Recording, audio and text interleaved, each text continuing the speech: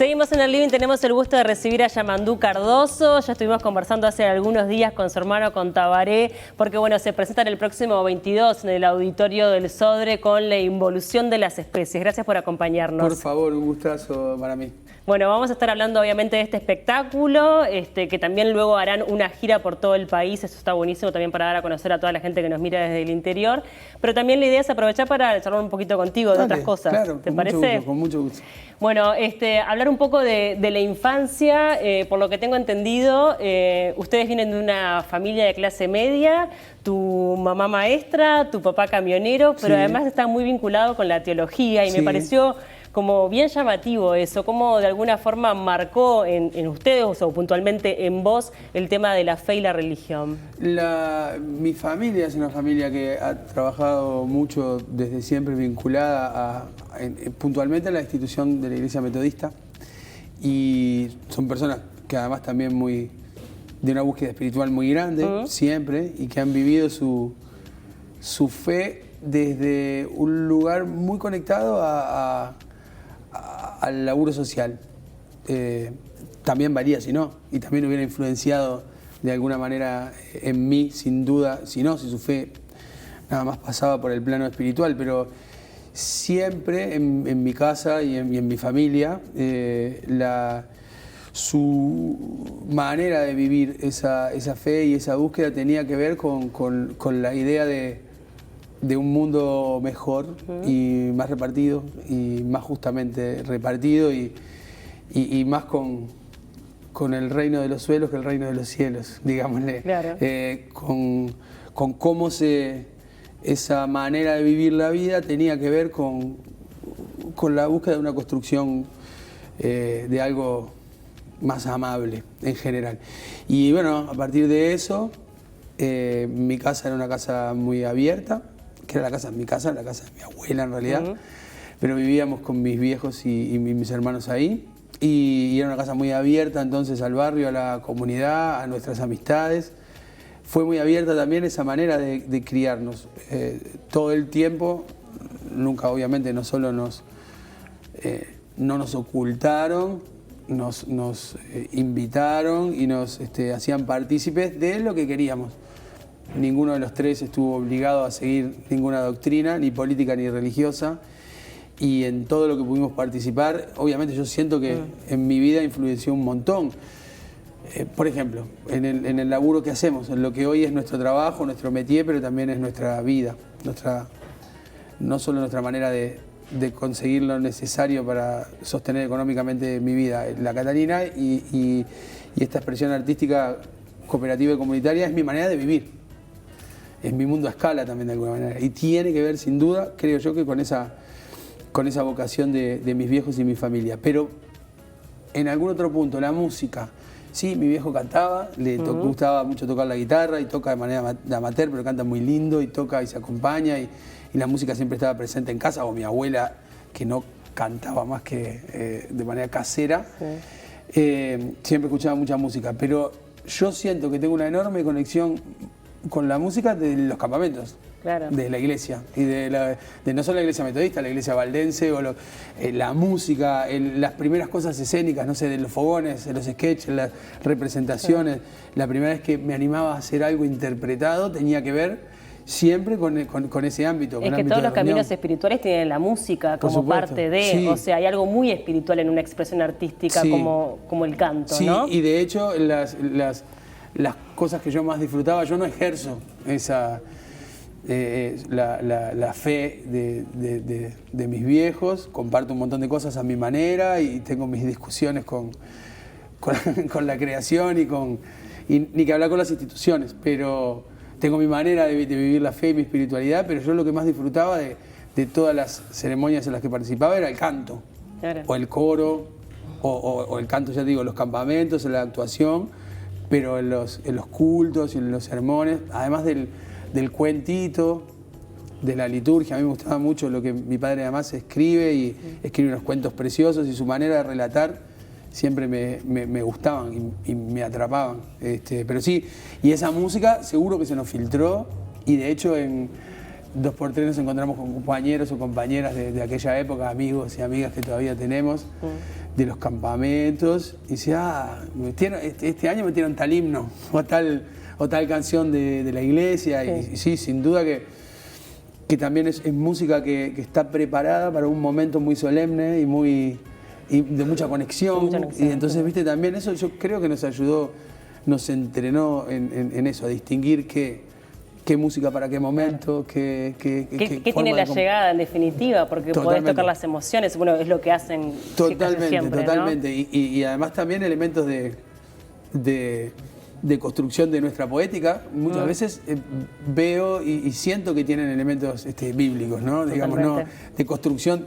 Porque, bueno, además también mi padre tenía por sus estudios de teología y su búsqueda de más allá que de la propia denominación a la que pertenece, del estudio de las religiones en general, ¿no?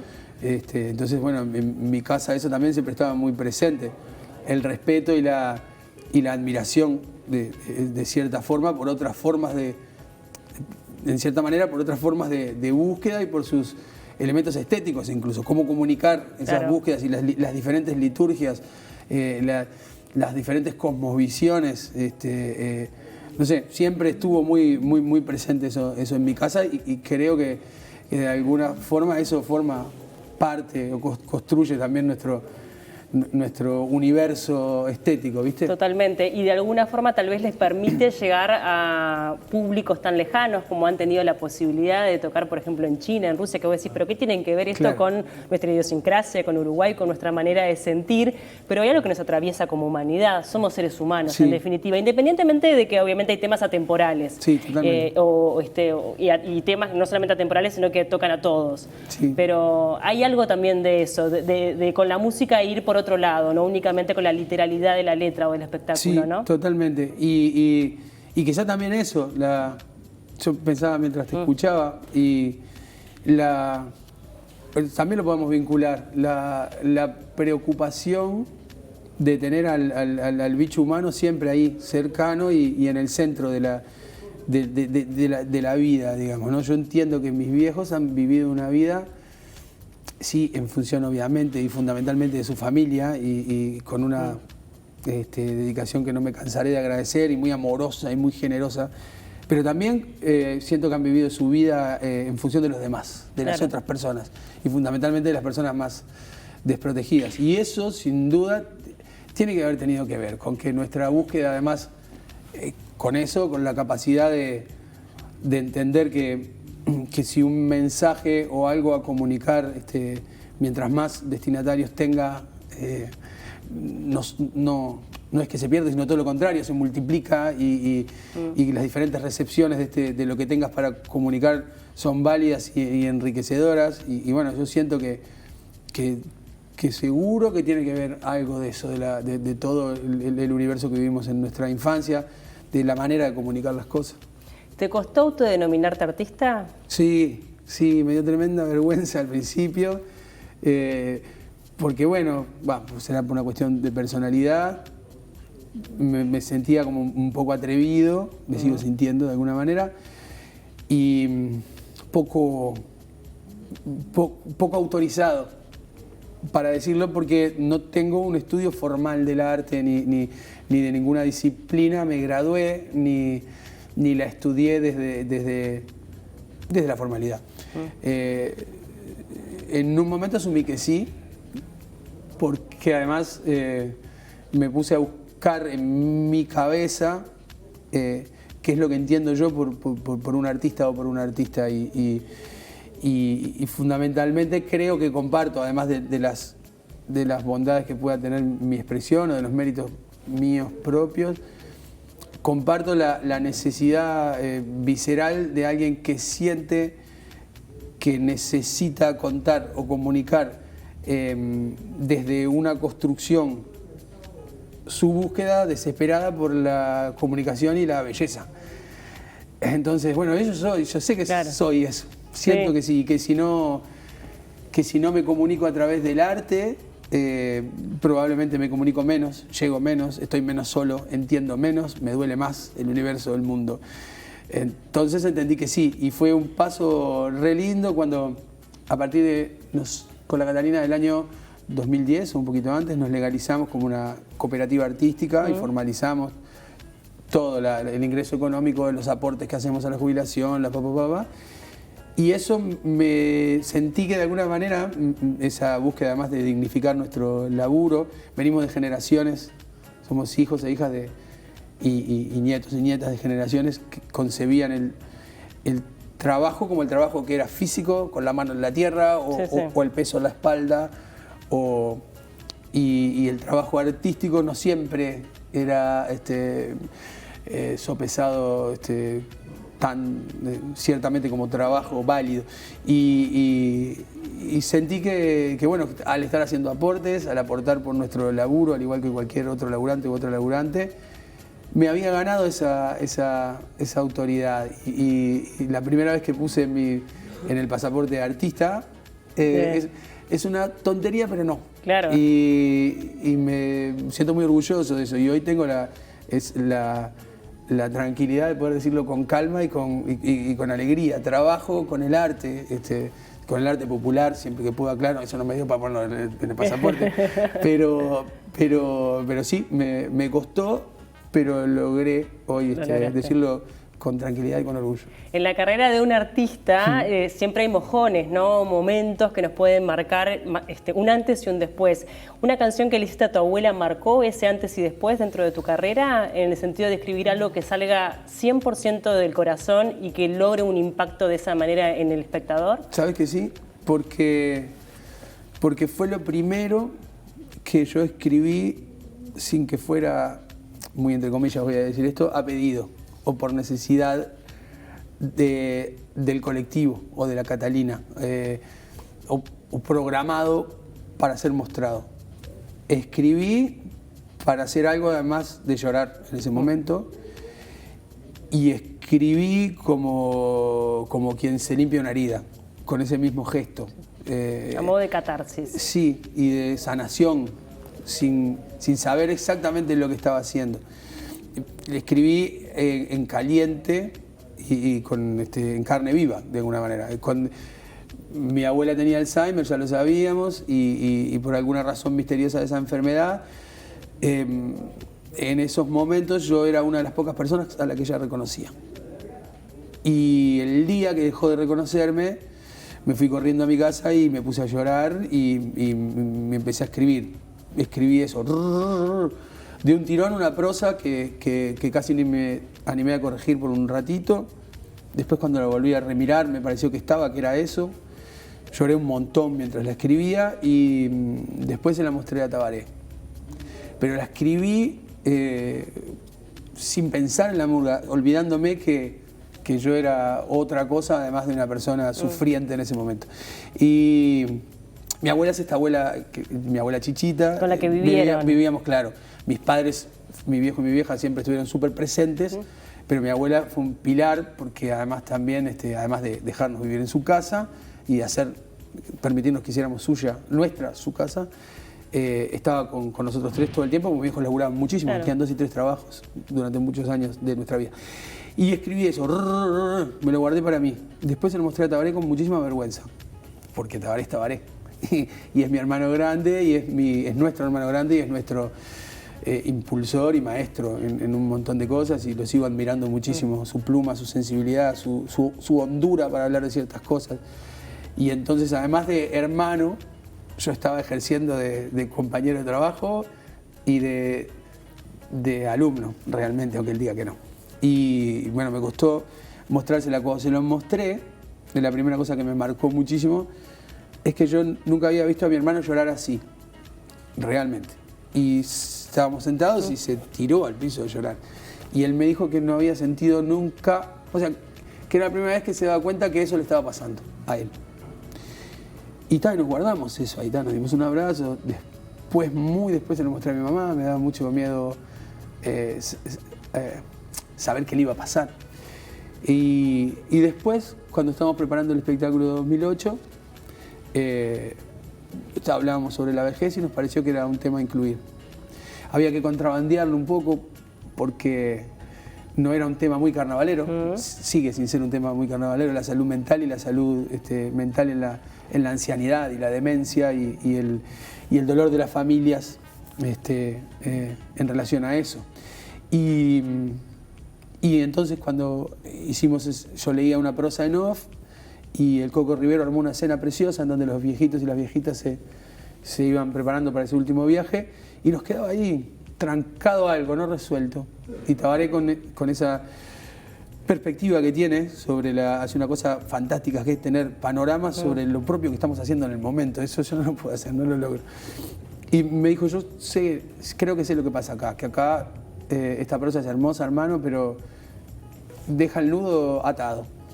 Necesitamos desatar este nudo, resolverlo y solucionar con una canción. Descomprimir. Claro. Y es más, la tiene que cantar el zurdo, dijo. Y digo, bueno, dale, vamos a hacerla. Usted solito se metió en eso, hágalo usted.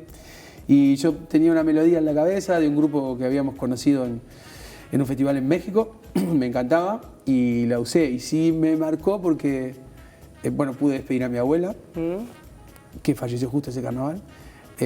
Pude compartirla con mi familia y pude comprobar que había un montón de gente que le pasaba algo parecido. Con su abuela, con su abuelo, con su papá, con su mamá, con un marido, claro, con una compañera de la vida.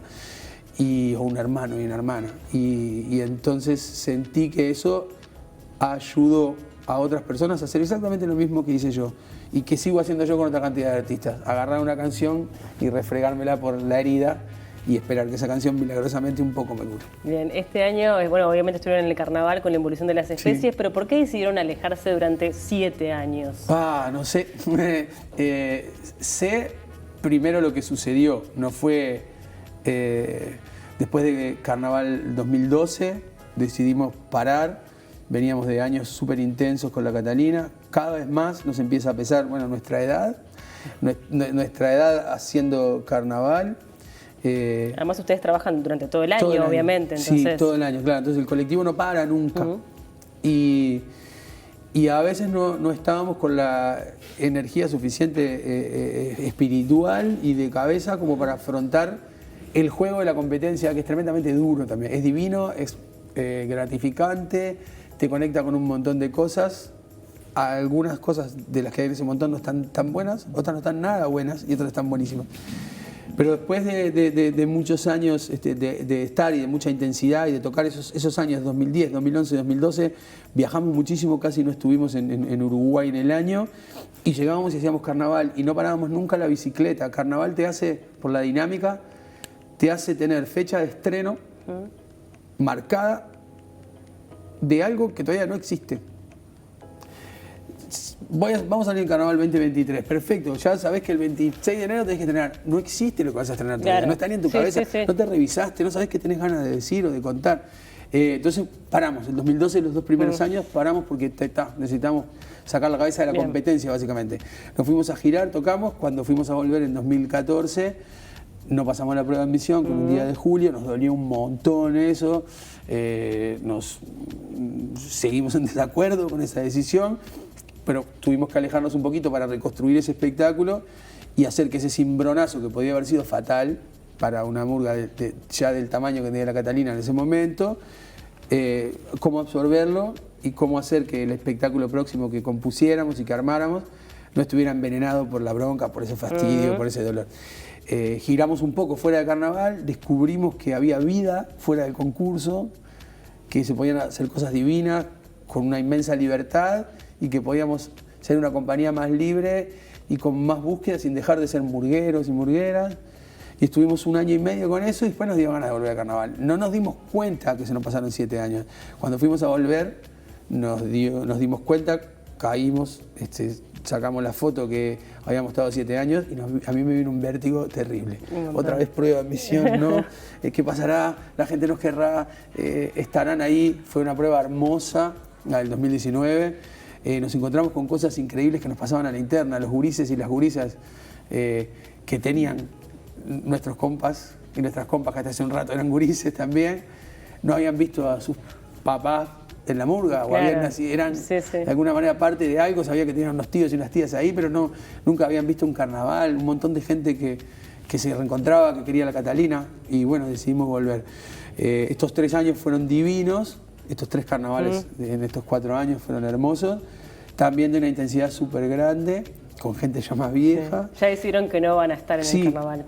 Sí, lo que también decidimos a la misma vez fue separémonos un ratito del carnaval, pero no 7 años. Fue lo primero que... No 7 años ni 2, 1, y porque no podemos más de... queremos estar con toda la compañía entera y con toda la compañía, con las barritas de la energía de la batería a full, ¿viste? Este año, bueno, estuviste charlando con el Tava hace poco, está armando un disco nuevo y siempre cuento lo mismo. Se separó por un ratito de la murga para empezar a escribir y le dimos, no sé, un par de semanas libres y cuando quería acordar ya tenía un disco doble. Claro. Se ve que lo teníamos agobiado. Lo tenía totalmente ahí reprimido el tema. Claro, necesitaba tener un rato para... Y yo siento además que Tabaré, yo como hermano, me sigue sorprendiendo, como te digo, sus creaciones, que él tiene que tocar de vuelta y poder girar al interior, poder hacer festivales, poder conectarse con su público, que lo quiere un montón, pero también sé que lo extraña a Tabaré físicamente, tocando ahí, cantando, mostrando cosas nuevas y viejas y tradicionales de él. Y todos los años que Tabaré está en la Catalina, de noviembre a marzo, que es la época de la zafra de tocar y viajar, la pierde. Claro. Y entonces, bueno, el Tabaré no iba a estar, y a mí escribir sin Tabaré, la verdad que no me daba tantas ganas, y me cuesta, porque me cuesta afectivamente, emocionalmente, pero también como compañero y como director de la compañía necesito que esa turbina gigante y maravillosa que es Tabaré esté. El Rafa andaba también complicado, otros compañeros, y decidimos parar un ratito para volver al 2024. Hablemos un poquito del show del 22 y bueno, comentar brevemente la gira que van a hacer por el país. ¿Con qué se van a encontrar en el 22 en el auditorio? Bueno, una murga muy contenta de estar ahí. Con el resto de la compañía también, con el Rafa, con el Zurdo, con Maxi, con Tabaré, que no está ejerciendo su condición de director en la Catalina, van a poder verlos ahí. Con la gran base de este espectáculo que hicimos en Carnaval, pero como cada vez que lo giramos, los espectáculos sufren modificaciones, sobre todo para engrosarlos y agrandarlos, porque 45 minutos resultan cortos para una sala teatral. Y entonces armamos como un resumen de lo mejor de estos 3 años de la Catalina y nos dimos cuenta que teníamos como una temática muchas temáticas que se complementaban. Está divino, eso también nos ayuda a sobrellevar el hecho de que no vamos a tener carnaval. Lo que estamos diciendo nos copa un montón, nos gusta mucho lo que estamos diciendo, cómo lo estamos diciendo, y creemos que tiene un grado de madurez que hoy nos representa. Y es lo que hoy, si yo fuera a escribir un espectáculo, lo escribiría bastante parecido. Entonces, bueno, si ya tengo uno, y ya tenemos uno que dice lo que queremos decir desde no sé, hay cosas que empezamos a tocar en el 2019 que las terminamos de resolver ahora. No sé, todo lo que hablamos sobre la grieta, la sociedad confrontativa, la sociedad binaria, bueno, tiene que ver de alguna manera con cosas que estamos hablando ahora y que hablamos en el 2020.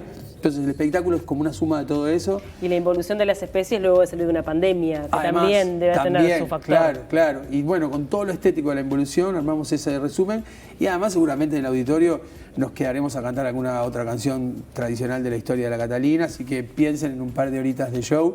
Y es lo que estamos haciendo de gira por el interior, que venimos por un montón de lugares con la gente de Ápice y 3/4, que es hermoso recuperar eso también, ¿no?